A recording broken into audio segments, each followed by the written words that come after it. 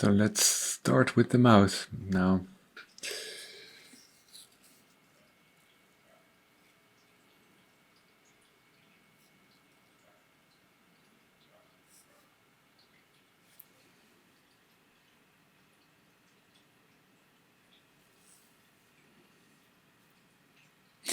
It's still quite in need of small corrections.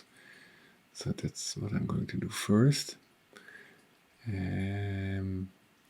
Because when I'm painting the mouth, I always do the surroundings as I do with any part of the face or body. But I think especially the upper lip is still somewhat over dramatized.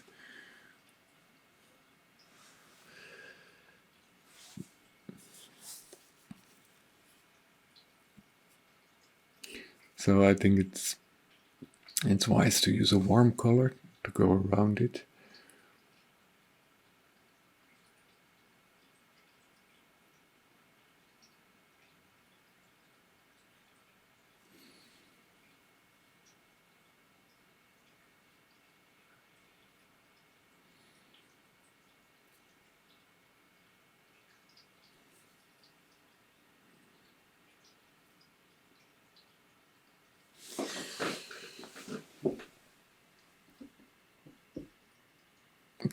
Well, it was a wise decision to do the nose first, I must say, because now it's easier to actually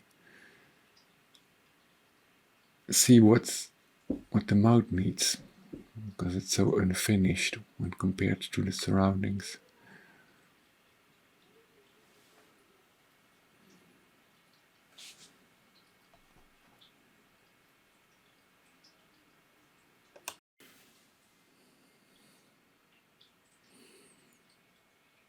Yeah, I was checking this area.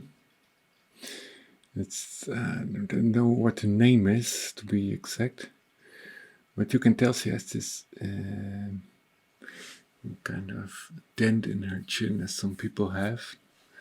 I find it quite charming because it's make the face all more interesting, but it needs to be correct, of course. So it needs to be in the middle of the face. And right now it looks like it's a bit too far to the right. So first I'm going to address the area of the chin and the jaw with this color with some yellow ochre in it, as well as transparent oxide red.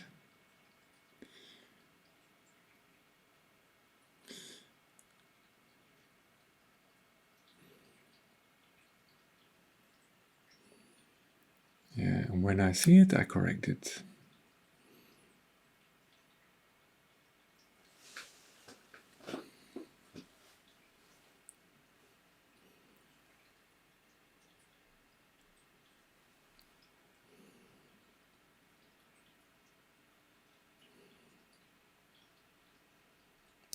So you see that the corner of the mouth is somewhat deeper into the face, whereas the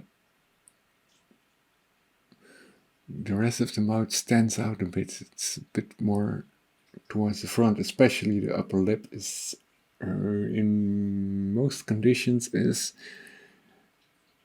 most furthest towards the front. Of course, not as far as the tip of the nose, but still.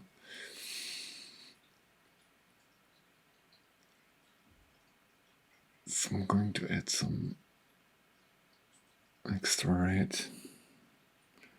Make sure that the shape is in order, because mostly you can see more of the lower lip.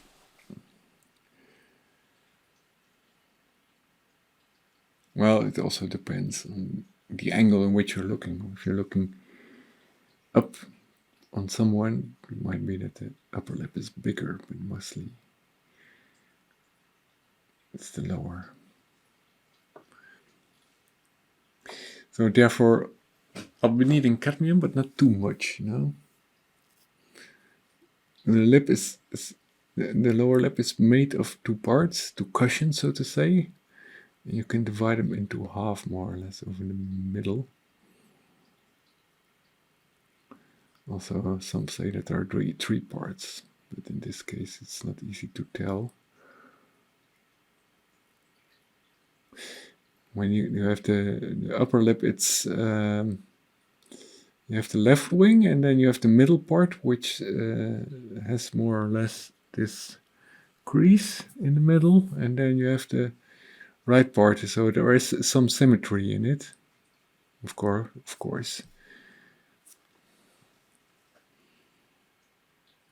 And there's more light on the left part, the upper left part. So you can divide it into two areas.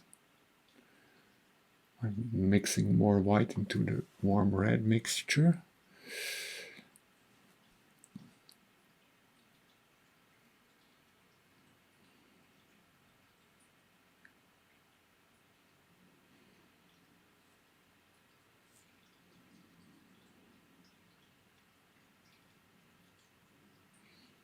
And I'm adding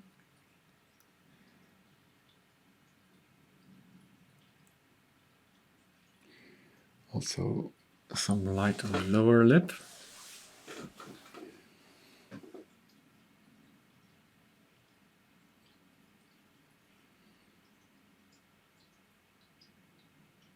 So this is one part, one of those cushions, as I said. But in this case, it's less dramatic, you know, there is no real crease in the middle.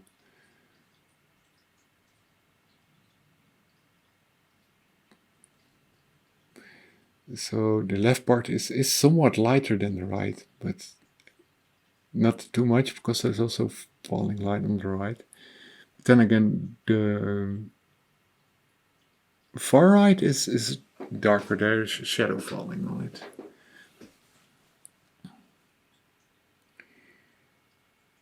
You have still this dark crease in the middle. I have to make sure that it looks more natural, not like just a dark brushstroke that's standing there. So what I try to blend into it to make sure that it's more subtle.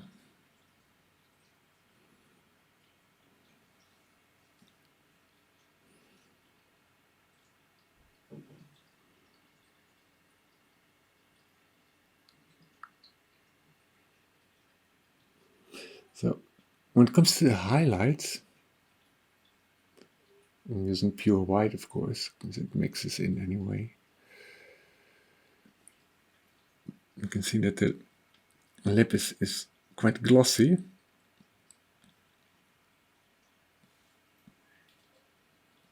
And makes a person very lively. Here you can tell that there is some form of cushions, because there is an area in the middle of the mouth where there is not that much light. So there is, next to the right to the middle, there is more light than there is in the middle itself.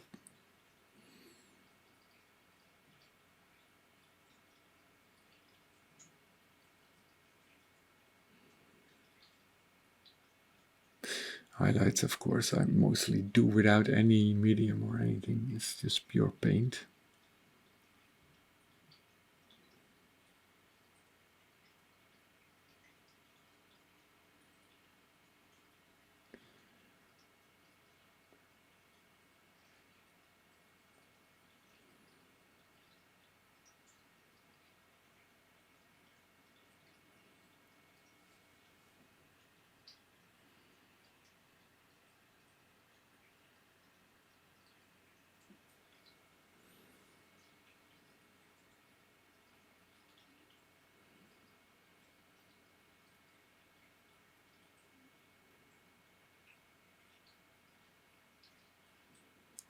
And I'm still babbling something.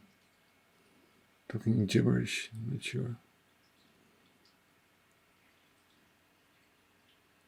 This is a dark area.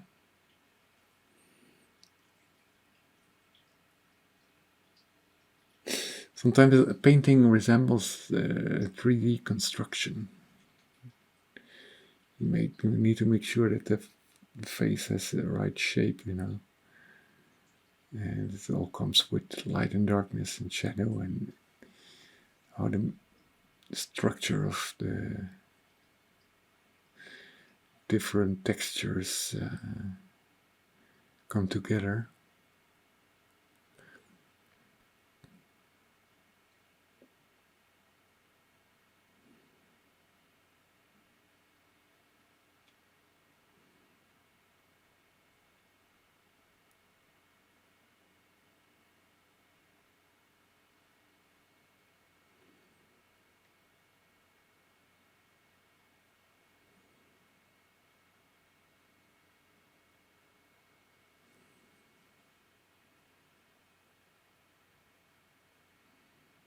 I'm still struggling a bit with the area underneath the mouse.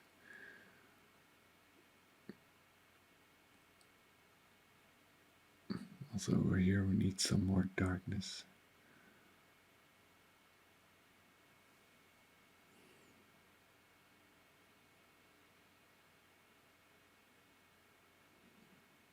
And it's bright again. Too bright.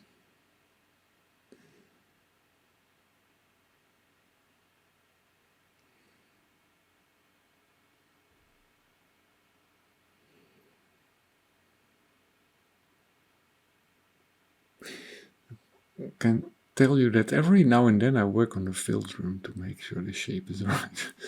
It's my biggest struggle here.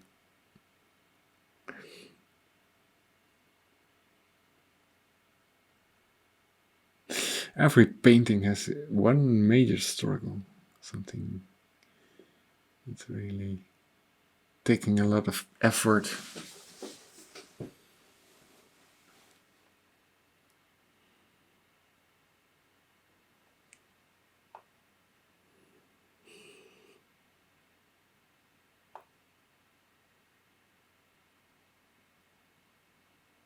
A bit more darkness over there.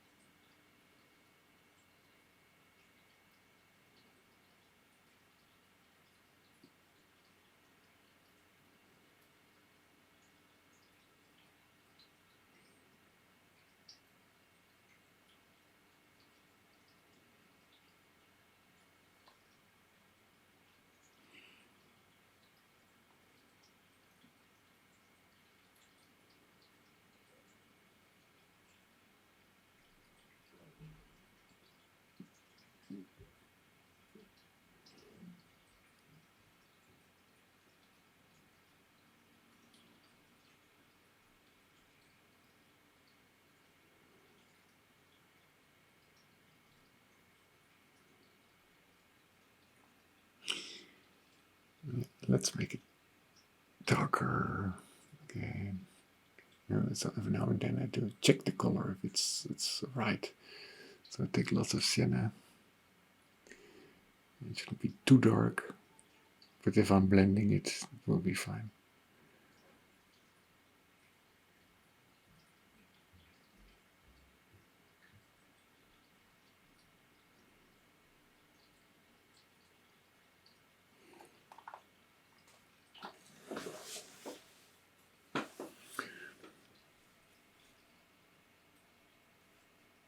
It's very important to take a look at the painting you're working on in your off time. Just when you put it aside, when you look at it and you think, well, it's just that moment that you're not really into the matter, that you can tell what is missing out or what is just off.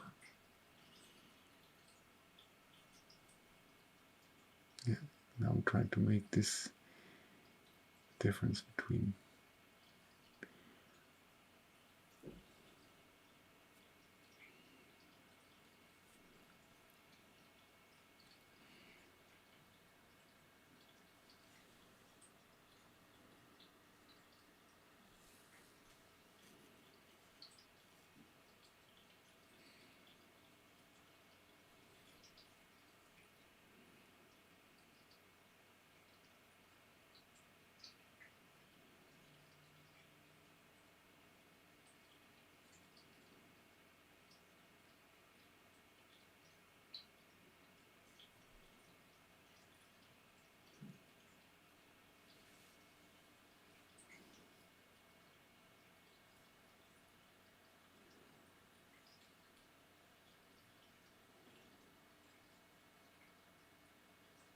see the corner of the mouth. It's not just a dark area, it's also a space where the skin tends to go inward a bit.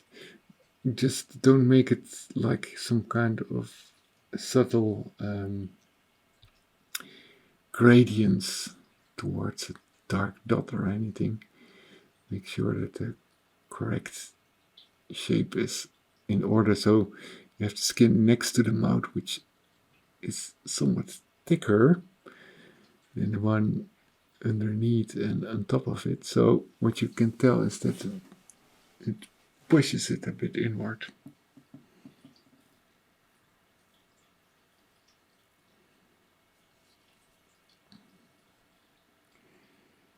And I'm working on the nose again.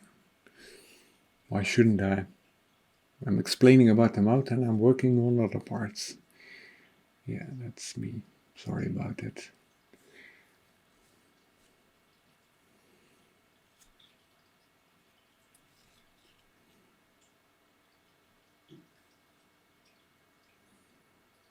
It's always fun when I'm giving classes somewhere in Europe and people ask, and I'm explaining something, and all of a sudden someone asks something, and after I just answered the question, I might end up explaining something completely different. It doesn't happen too often, but every now and then I just get distracted. It's not really a big issue though. I can easily get back to where I was.